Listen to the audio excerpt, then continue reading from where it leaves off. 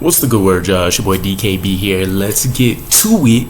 We're in our training camp preview series. We have the running back room on deck today. And in my opinion, this is the group that's under the most duress, stress, pressure, whatever word you want to use, based on how the New York Jets decided to reconstruct this entire offense. In the best way I can say this, the New York Jets have the most elite form of the Rex Ryan ground and pound formula, right?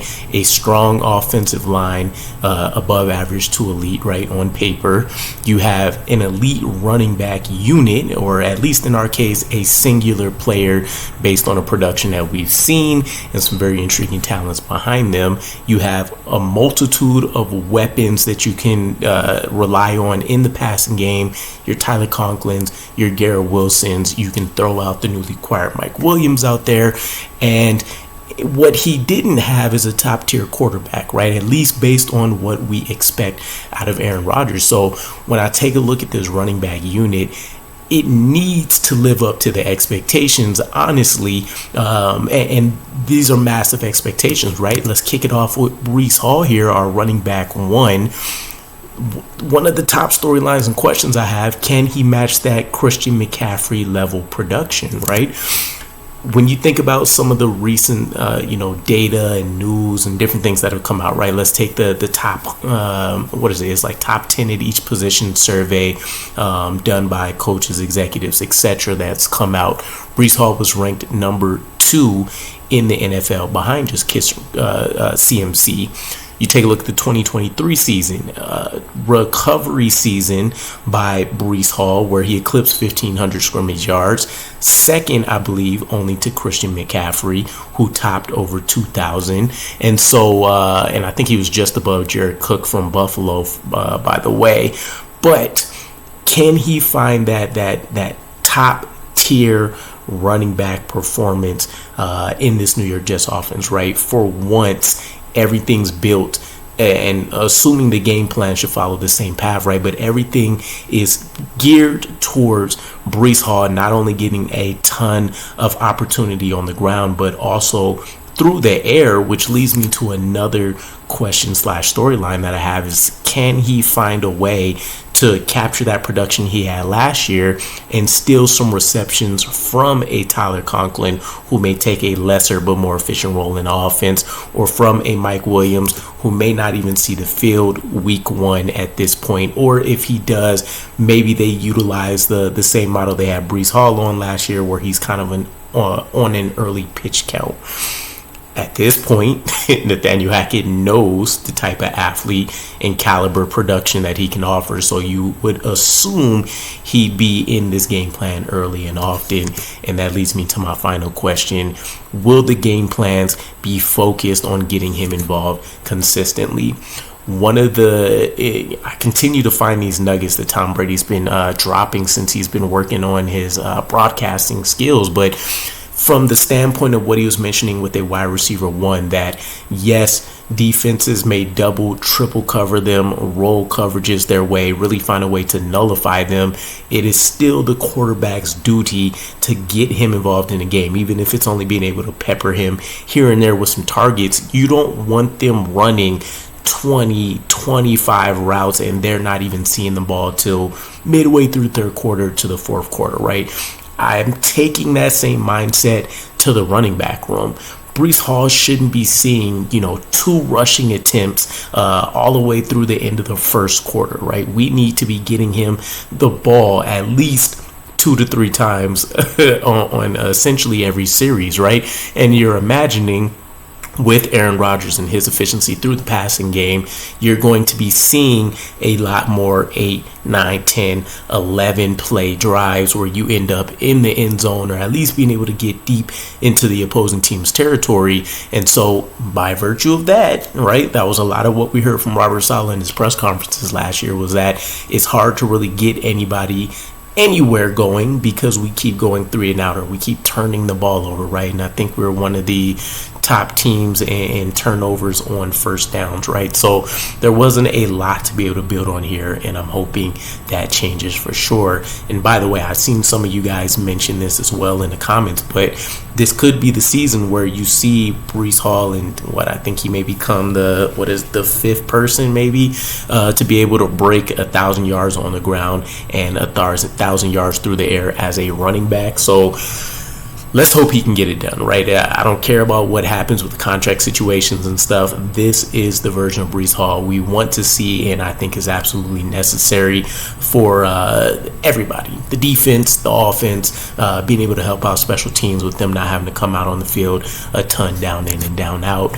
Now, jumping to RB2. Right, and this is a toss-up because right now we're talking about a running back room that's heavy on rookies and or second-year guys that really didn't get a ton of run before. Braelon Allen in this case, though, can he win the running back 2 competition? It's up in the air. I would give the edge to him right now based on everything that I've heard, but the competition is close. I even ended up putting out a video mentioning my reasons and theories on why Isaiah Davis may actually have the leg up in this competition, and at least in year 1 could potentially capture that RB2 role. But I'm very fascinated by Braelon Allen, the youth that he has on his side, right? One of my other questions is that an actual advantage or, quote unquote X factor for a guy like Braelon Allen? It can't be overstated that he was able to go out there and decimate Wisconsin's competition as a 17, 18-year-old, and you're talking about this analogy isn't that far out, actually, but when you want to talk about what people mention from the jump to college to the NFL, you're essentially saying the same thing with Braelon Allen when it comes from high school to college, going to Wisconsin early. He's 17, 18, playing with men that are 20 to 21. In a lot of these cases, right, he's playing with COVID guys, so even an additional year above that on him. Stronger, faster, quicker in most cases. But, honestly, looking at Braelon Allen, he may have had the better physical matchup in a lot of those situations. So if youth is on his side, right, and I say this because running back is one of the easiest translatable positions for success in the NFL, and we've seen that. It's a trend. It's not really an arguable thing. You can go out there and have great success earlier on. So I'm wondering if Braelon Allen can find a way to get that done. And ultimately, can he find a standout role? The conversation around Braelon Allen and Isaiah Davis is going to be eerily similar, right? Because they're both considered power backs. And then at that point, you're kind of splitting hairs over how, the run style is and different things of that nature. Isaiah Davis got a lot of the same compliments that Braelon Allen got this season. Pass blocking that surprised people, right? Receiving ability that surprised people. I think the only thing that I've seen Allen edge Davis out here is the fact that he was able to go out there and make some plays downfield, right? It wasn't just all stuff behind the sticks. If Braelon Allen can find a way to stand out, that'll go a long way for him winning that RB2 job by the end of preseason, but it's all to be determined. Let's flip it over to RB3/RB2 in this case, which will be Isaiah Davis. And my question / storylines for him are, does his running style make him a better fit for RB2? Even if Braelon Allen, in terms of putting all of his abilities, everything he offers, pass blocking, run blocking, if they want to do some, tricky fullback alignment type stuff, receiving ability though, rushing ability, all things combined, right? In this case, you have to also factor in special teams, maybe more so in Isaiah Davis's case, but all those things combined, does that make him generally a better player in year 1 than it is year 1 for Isaiah Davis? I would argue, much like I mentioned in my video, no. Isaiah Davis right now, just looking at film, He is the better power back. He's no nonsense. He wants the contact. He thrives in contact. He's generally going to win a lot of those short yardage situations, regardless of him maybe not having as much athletic ability as a guy like Braelon Allen. And we've seen him stand out at every stop, every destination he's been at, much like a Braelon Allen. I do like Isaiah Davis's story a little bit more, but again, that's just kind of splitting hair stuff. So ultimately, when I'm just looking at the running style, I do think Isaiah Davis is a better fit, and it's easier to find him a specified role in year one potentially than a guy like Braelon Allen. And then would he be more likely to find a dual role, right? So not only do you have the running back 2 competition at the helm of things, you also have to consider some of the comments that we've heard from Brant Boyer, and even some of the scouting team members from the breakdown videos we're seeing of our draft class. They mentioned looking at some of these running backs and trying to translate how they may fit into the new special team kickoff rules.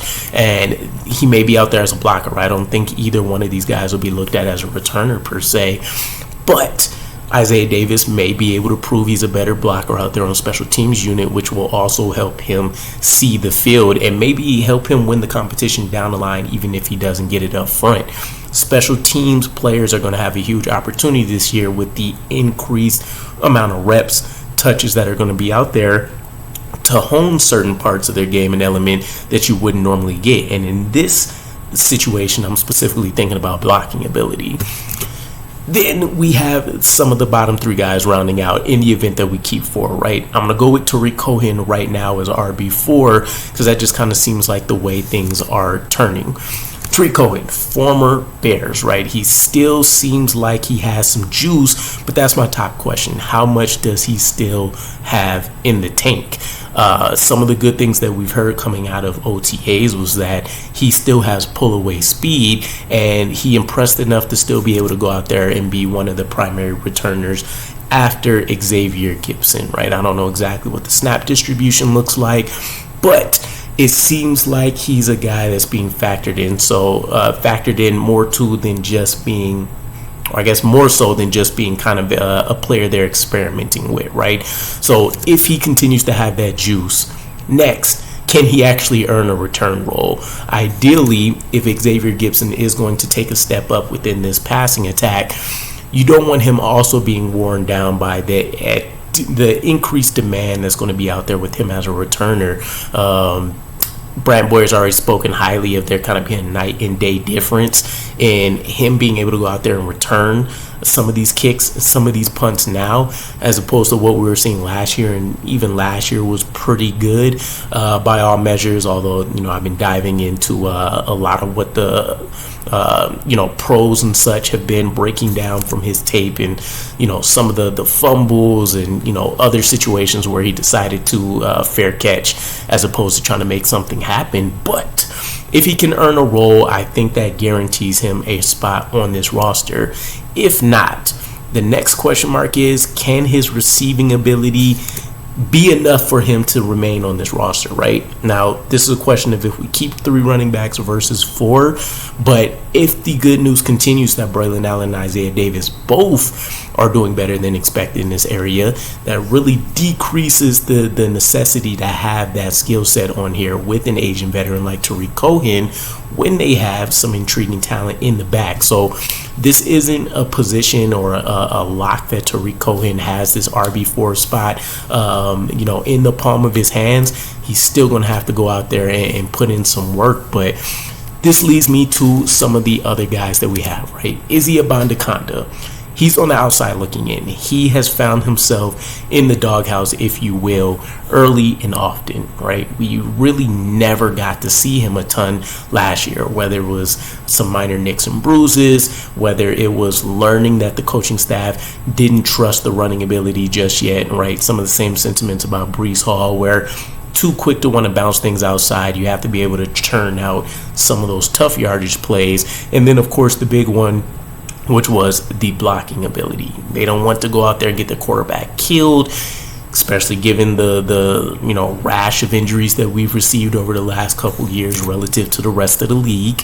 But what's the disconnect? This is a guy that on paper we were extremely hyped about when we drafted him. Closest thing explosion wise to Bryce Hall on our roster, it only made sense that this guy should be able to find some kind of role on this team, and yet it's been so porous that the coaching staff has continued to demote him. Right, as soon as Tarik Cohen came in, it was like is he immediately dropped down another spot in the depth chart. And will ultimately, with all of this negativity surrounding him, the lack of faith on the coaching staff, will he even be able to see the field enough to change minds? It's a huge aspect that we have to consider, right? RB4, let's say he doesn't even see more than 5 touches in a game until that third preseason game. By then it's going to be too little too late. Joint practices are going to be huge for him against some different players, and then of course the preseason games in and of themselves, where ideally we're not going to go out there and play Hall or any of these other starters anyway, so we should be able to see him for at least half of these games in each of the 3 games ideally, and kind of see how things shake out for him there. And then finally, a hidden guy, we really almost never talk about him, and I was going to drop a video about it, but it just didn't seem worth it if I only had about 2 minutes worth of content for it. But Xavien Howard, I was very high on this UDFA for us last year, and I believe he was out of Arizona State where he finished, but there were rumors that the coaching staff were higher on him than they wanted to necessarily let out. More so, building on that the coaching staff is grooming him for a role, whether that be this season or in the future. They want to be able to get him out on the field and actually get him onto the 53-man roster. None of that's been confirmed by anybody, but you did see him get some snaps even ahead of Abanikanda, even ahead of Cohen, as part of the running back rotation at various points to kind of see what he looks like going into year 2. And that leads me to think, could he have a Xazavian Knight type, situation if injuries creep up to any of the young running backs, or if we do have to wait at some point, maybe it's just during the preseason, maybe not enough to unseat any of these guys. It's not out of the question he can win the running back 4 role, right? We're not talking about him having to go out and be the starter at any point this season in the running back group, but can he have that Xazavian Knight type performance or something indicating to this coaching staff that he is ready to see the field here and now? It'll be curious to see. It's a guy I'm really rooting for, and I would be really excited to see. We'll see if maybe he steals some of those snaps that Abanikanda should get during preseason as well. But let me know what you guys think about the running back room, and I'll catch you again. Peace.